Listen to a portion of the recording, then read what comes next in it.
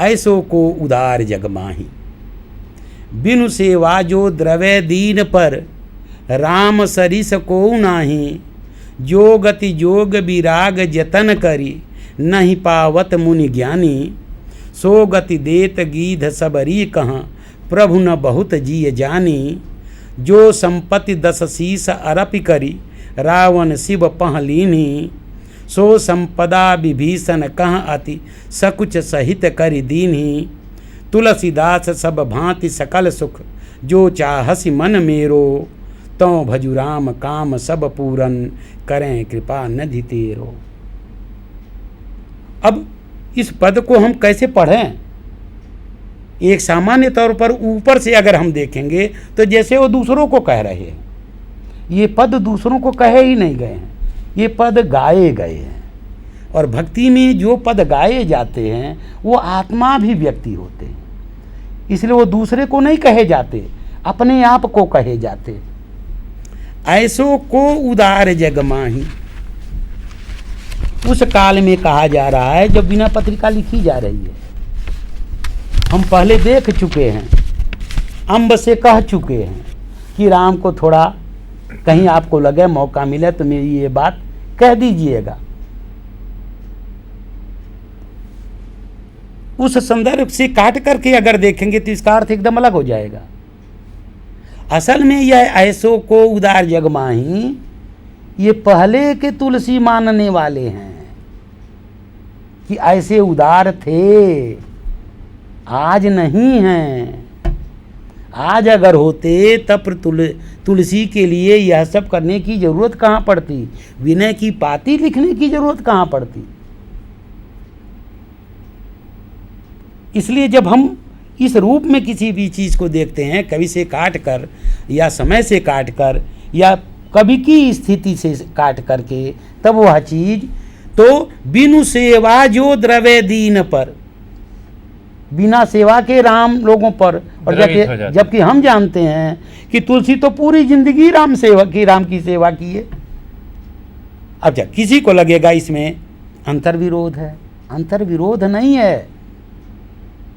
तुलसी का वही 2 मन, एक मन वह जो मानता रहा है, एक जो यथार्थवादी मन जो वास्तविक जिंदगी जीते हुए अब तक अर्जित किया है।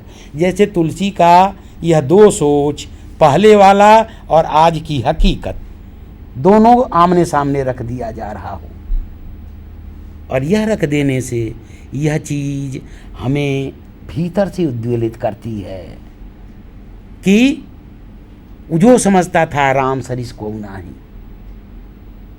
तो बिना सेवा के जो उदार थे। तुलसीदास सब भांति सकल सुख, जो चाहसी मन मेरो। तो भजु राम काम सब पूरन, करें कृपा निधि तेरो। आज भी तुलसी राम को छोड़ नहीं रहे हैं, इसीलिए वो बार बार अपने मन को यानी तो आत्मनिंदा कर रहे हैं, आत्मालोचन कर रहे हैं, तो अपने मन को ही दोष दे रहे हैं कि सकल सुख जो चाहसी मन मेरो। तो सकल सुख अगर चाहता है तो भजु राम काम सब पूरन करें। राम सब काम पूर्ण करेंगे, राम को भज, यानी अभी भी भजने में कचास रह गई, खामी रह गई। कोई भी व्यक्ति जब आत्मनिंदा करता है, आत्मनिंदा हमेशा प्रभावशाली होती है, पर निंदा कभी प्रभावशाली नहीं होती। इसीलिए मैंने कहा कि हमें अगर और सुधरना है, सामाजिक अच्छा बेहतर इंसान बनना है, तो विनय पत्रिका का आज के समय में, क्योंकि आज का दौर आत्म प्रचार का दौर है, हर तरफ आत्म प्रचार है, और ऐसे दौर के लिए मुझे बार बार लगता है विनय पत्रिका लोगों तक पहुंचनी चाहिए। विनय पत्रिका का मर्म लोगों तक पहुंचाया जाना चाहिए, तब हम अपने आप को स्वच्छ निर्मल कर पाएंगे, और तब हम और बेहतर इंसान और बेहतर सामाजिक मनुष्य बन पाएंगे। क्योंकि एक बात कही जाती है, आत्म केंद्रीयता अज्ञान की सीढ़ी। और हम आप देख सकते हैं आज के समय में हम किस तरह से अज्ञान होते जा रहे हैं, इसे भी देख लें। कबहू मन विश्राम न मान्यो, निस दिन भ्रमत विसारी सहज सुख। ध्यान दिया जाना चाहिए सहज पर। और निर्गुण भक्ति में तो आप जानते ही हैं, सहज पर बहुत जोर दिया गया है। सहज स्वभाव, सहज भाव, इनको भी सहज सुख। जहाँ जहाँ इंद्रिय तान्यो, यद्यपि विषय संग सयो दुसह दुख। विषम जाल अरुझान्यो, तदपि न तजत मूढ़ ममताबस। जानत हूँ नहीं जान्यो, जन्म अनेक किए नाना विधि। कर्म कींच चित सान्यो, होई न विमल विवेक नीर बिनु। वेद पुराण बखान्यो, निज हित नाथ पिता गुरु हरिसों। हरस हृदय नहीं आन्यो, तुलसीदास कब तृषा जाय। सर खनतहि जन्म सिरान्यो। तृषा जाय, प्यास, गुजराती में कहते हैं तरस। मुख्य चीज यही है, तृषा। और तृषा जाएगी कैसे? निस दिन भ्रमत विसारी सहज सुख। अब विसारी का मतलब भूलना, लेकिन विसारी का एक और अर्थ होता है, विशेष रूप से सारना, सार को प्राप्त करना, सुलझाना। तो सहज सुख यही चक्कर है, हम सहज नहीं रह पाते, यानी हम हमेशा असहज होते हैं। और उसका कारण है ममता, ममत्व, मैं, मेरा। अगर इससे हम उबर जाते, और यही मम, मेरा, यही मूढ़ता है। सारे विषय इसी के कारण है। अगर यह मम पर के साथ संतुलित हो जाए, और यही मम क्या करता है? अपना प्रचार कराता है। इसी ममत्व से क्रमशः दूर होने की कोशिश में विनय पत्रिका का तकाते आते भी तुलसी को लगता है मेरा ममत्व गया नहीं है। उसी ममत्व को छोड़ना चाहते हैं, और वही पीड़ा का कारक है। तुलसी बार बार अपनी लघुता और दीनता को भी व्यक्त करते हैं, और मैं मानता हूँ कि विनय पत्रिका की जो सबसे बड़ी श्रेष्ठता है वह यही है कि व्यक्ति जो है जब तक वह झुकेगा नहीं तब तक जीवन में कुछ प्राप्त नहीं कर सकता। कुछ भी पाने के लिए जीवन में छोटा बनना पड़ेगा, दीन बनना पड़ेगा, और जब हम इस स्तर पर उतर कर आएंगे तभी हम जीवन में, सामान्य जीवन में भी पा सकते हैं। मात्र भक्ति के संदर्भ में नहीं है भक्ति, बल्कि मैं ऐसा मानता हूँ कि अगर हमें दूसरे से कुछ पाना है, चाहे वो एक सामान्य वस्तु भी हो, तो उसके लिए हमें अपने स्तर से नीचे उतरना पड़ेगा, हमें छोटा बनना पड़ेगा, हमें अपने आप को लघु रूप में प्रस्तुत करना होगा। तभी जाकर हम सामान्य जीवन में भी दूसरे की चीज़ को हम प्राप्त कर सकते हैं। दूसरे से अगर हमें कुछ लेना है तो हम ज़बरदस्ती तो उससे ले नहीं सकते हैं कि लाओ ये तुम अपनी चीज़ हमें दे दो, और उसके लिए हमें छोटा बनना ही पड़ेगा। और इसीलिए तुलसी विनय पत्रिका में कहते हैं कि तू दयालु दीन हो, तू दानी हो भिखारी। जब तक हम दीन नहीं बनेंगे, दूसरा व्यक्ति जो है वह, उसमें दया का भाव आएगा नहीं, दयालु बनेगा नहीं वह। राम के समक्ष जब वो इस बात को रखते हैं कि तुम दयालु, तो तुम दयालु हो, तुम कृपावान हो, तुम कृपा करने वाले हो, दीन हो, और मैं दीन हूँ, गरीब हूँ। इसीलिए वो दो चरम को रखते हैं, दो अतियों को, उदार के, दयालु के अति हैं राम,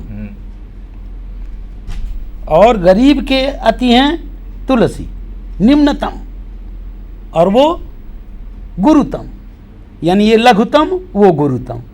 और यही जीवन भी है। इसलिए हम तुलसी के विनय इसीलिए पत्रिका कहते से तुम दानी हो भिखारी, हाँ, तुम दानी हो और हम भिखारी भिखारी। हैं इन्हीं के बीच। और वो दानी विनय पत्रिका के लिए इसीलिए मैंने कहा दो अति है, इसी के नाते यहाँ ज़्यादा प्रभाव है। और वैसे भी जीव तो लघु है, वही लघु अपने लाघव से, क्योंकि लाघव ही लोगों को छूता है, अपने लाघव से गुरु बनता है, बड़ा बनता है। लेकिन कोई गुरु हमेशा बना रहे तब तो मर गया। इसीलिए लघु का गुरु, फिर गुरु को क्या बनना है, फिर लघु बनना है। यह जो छोटा बड़ा क्रमशः आना जाना है, इसलिए न कोई काम छोटा न कोई काम बड़ा। भक्त कभी लोग यही तो करते हैं बार बार। जब हम पढ़ते हैं वो बात करते हैं अपने लघुता की, और हम देखते हैं वो कितने गुरु हैं, कितने बड़े हैं वो, और जबकि वो अपने आप को इतना छोटा मानते उसी हैं। कहते हैं कि हाँ प्रसिद्ध पात की, हाँ, तू पाप पुंजहारी। अगर तो व्यक्ति इस तरह से स्वयं को सोच ले और इस तरह ढाल ले उसमें, तो मैं मानता हूँ कि जीवन में उसे किसी प्रकार की और कमी उस नहीं दौर की भक्ति में ये भक्तों की ये सबसे बड़ी विशेषता रही है। और भक्ति का यह एक प्रकार हमेशा दीन भाव हमेशा क्या, लेकिन वह दीनता क्या है, वो आरोपित नहीं है, वह सहजता है, वो नमनशीलता है। और यही नमनशीलता आदमी को क्या करती है, लोगों को आकर्षित करती है अपनी तरफ। उदाहरण के रूप में जैसे पेड़ पर जब फल लगते हैं तो फल जैसे जैसे पकता है वैसे वैसे वजनदार होता है, यानी डाल और झुकती जाती है।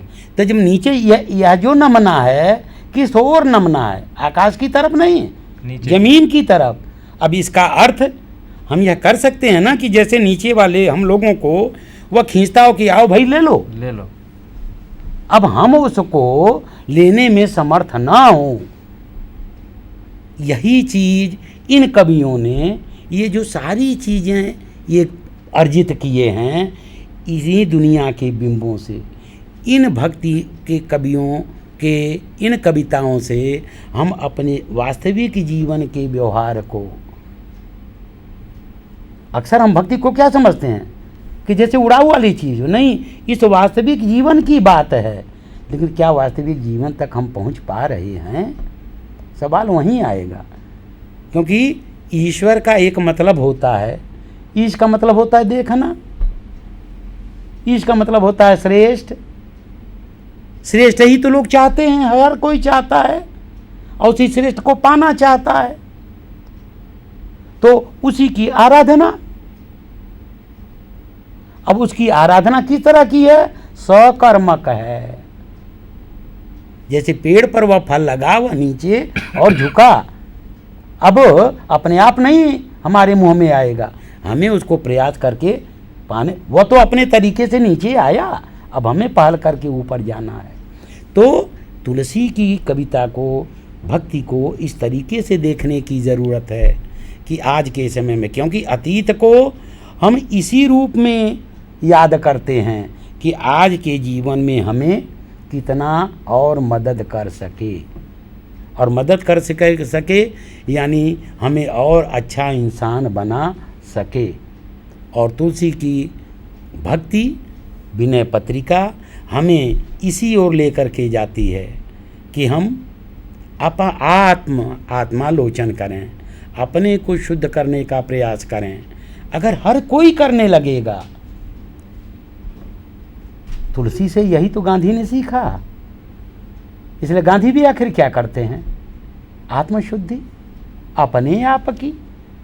अगर हर व्यक्ति अपने आप के मल को धोने लगे तो क्या होगा, अपने आप हर इंसान, पूरा समाज, तब शोषण, व्यभिचार, चोरी, डाका, लूटपाट खत्म हो जाएगा। तो इस तरीके से हम इसका एक अर्थ यह ले सकते हैं कि राम के बहाने तुलसी अपने आप की शुद्धि पर, और जिस तरीके से वो अपना व्यक्तिगत उनका संघर्ष कविता में आता है, वह हम पर प्रभाव डालता है कि हम भी इस तरीके से अपने आप को देखें। कि हम अब तक क्या करते रहे हैं और क्या कर रहे हैं। अगर हम भी आत्मालोचन करें, अपने आप की निंदा करें, अपने आप को छोटा मानें, तो निश्चित तौर पर समाज में हमारा जुड़ाव बढ़ेगा, और जो जुड़ाव बढ़ेगा तो निश्चित तौर पर यह समाज और बेहतर बनेगा, गरीब धनी की खाई दूर होगी। तुलसी के संदर्भ में एक बात ये भी कही जाती है कि ऐसा कहा जाता है कि तुलसी जो है वो संस्कृत नहीं जानते थे, इसलिए उन्होंने रामचरितमानस की रचना अवधी भाषा में की। लेकिन जहाँ तक हम मानते हैं कि आम लोगों तक पहुँचाने के लिए उन्होंने उस समय की जो जनभाषा थी उसमें साहित्य रचना की। और ऐसा सुना भी गया है कि उस समय काशी में के जो काशी नरेश थे वो शास्त्रार्थ रखे थे, और उस समय तुलसी ने एक इनका जो पद है विनय पत्रिका में ही है, लगभग 45वां पद या कुछ इस तरह का है, जो राग गौरी पर आधारित है। तुलसी ने लगभग 23 रागरनियों को केंद्र में रखकर और विनय पत्रिका की रचना की है, जिसमें वो गौरी राग पर आधारित है। श्री रामचंद्र कृपालु भजवन हरण भव भय दारुणम, नव कंज लोचन कंज मुख कर कंज पद कंजारुणम, कंदर्प अगणित अमित छवि नौर नील सुंदरम, पटपीत मानव तड़ित रुचि सुचि नौमि जनक सुतावरम। तो ये जो एक पद है वह बिल्कुल संस्कृत निष्ठ है, और उन्होंने तो रामचरितमानस के लगभग हर एक कांड में की जो शुरुआत की है वह संस्कृत श्लोकों से भी की है। तो मैं मानता हूँ कि इस तरह के जो आरोप तुलसी पर लगाए गए थे वो इनकी रचनाओं से बिल्कुल निराधार साबित होते हैं। अब विद्वानों में तो क्या होता है, तत्कालीन कई ऐसी चीज़ें होती हैं कि इस तरीके की बातें तो लोग करते ही हैं, लेकिन तुलसी के संस्कृत का ज्ञाता न होना, अब तो कोई इसको मानने को तैयार है ही नहीं, सवाल ही नहीं उठता है। और आज संधान के इस साप्ताहिक व्याख्यान में हम अपनी चर्चा में यह बताने की कोशिश किए हैं, भक्ति के प्रकार या इस तरह की चीज़ें न बता करके तुलसी के पदों को केंद्र में रख करके और आज के समय को जोड़ करके, क्योंकि